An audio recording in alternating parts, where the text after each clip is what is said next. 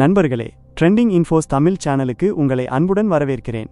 இன்னைக்கு நம்ம தமிழ்நாட்டு அரசியல் களத்துல ஒரு அதிரடியான நியூஸ் பத்தி பார்க்க போறோம். நம்ம அமித்ஷா அவர்கள் தமிழ்நாட்டுல ஒரு மெகா கூட்டணியை உருவாக்கணும்னு ரொம்பவே முயற்சி பண்ணிட்டு இருக்காரு. ஆனா அது இப்போதைக்கு எடுபடலை அப்படின்னு தான் அரசியல் வட்டாரங்கள்ல பேசிக்கிறாங்க. விஷயம் என்னன்னா, 2026 தமிழ்நாடு சட்டமன்ற தேர்தலுக்கு ஒரு பெரிய கூட்டணி அமைச்சு திமுகவை வீழ்த்தணும்னு பாஜக சம பிளானோட இருந்துச்சு. அவங்க முக்கியமா நம்பியது அதிமுக மீண்டும் கூட்டணியில கொண்டு வர்றது தான்.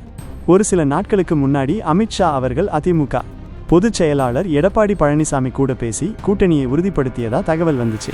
பாஜக அதிமுக கூட்டணி கண்டிப்பா ஜெயிக்கும்னு அவர் மதுரையில் நடந்த கூட்டத்தில் ரொம்ப நம்பிக்கையா பேசினாரு. ஆனா இங்கதான் ஒரு வித்தியாசமான திருப்பம். அதிமுக தரப்புல இருந்து, அதாவது எடப்பாடி பழனிசாமி தரப்புல இருந்து ஒரு பெரிய முரண்பாடு கிளம்பியிருக்கு. என்னன்னா, பாஜக தமிழ்நாட்டில் கூட்டணி ஆட்சி அமைக்கணும்னு ஆசைப்படுறதா அண்ணாமலை அவர்கள் சொன்னாரு இல்லையா? அதை இபிஎஸ் சுத்தமா மறுத்துட்டாரு.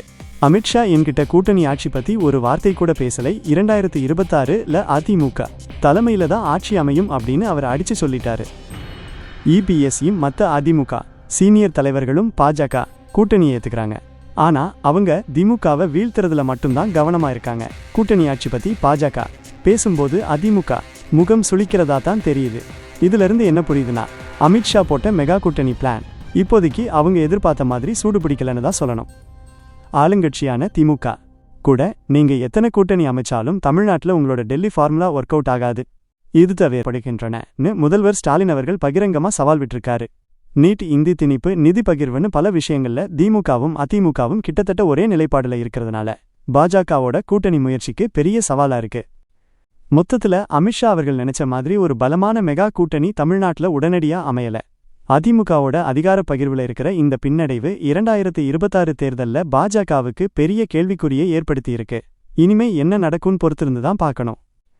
இது பத்தி உங்க கருத்து என்னன்னு கமெண்ட்ல சொல்லுங்க. இந்த நியூஸ் உங்களுக்கு பிடிச்சிருந்தா மறக்காம நம்ம சேனலை சப்ஸ்கிரைப் பண்ணி அந்த பெல் பட்டனை அழுத்திடுங்க. மறுபடியும் வேற ஒரு ட்ரெண்டிங் நியூஸோட உங்களை சந்திக்கிறேன்.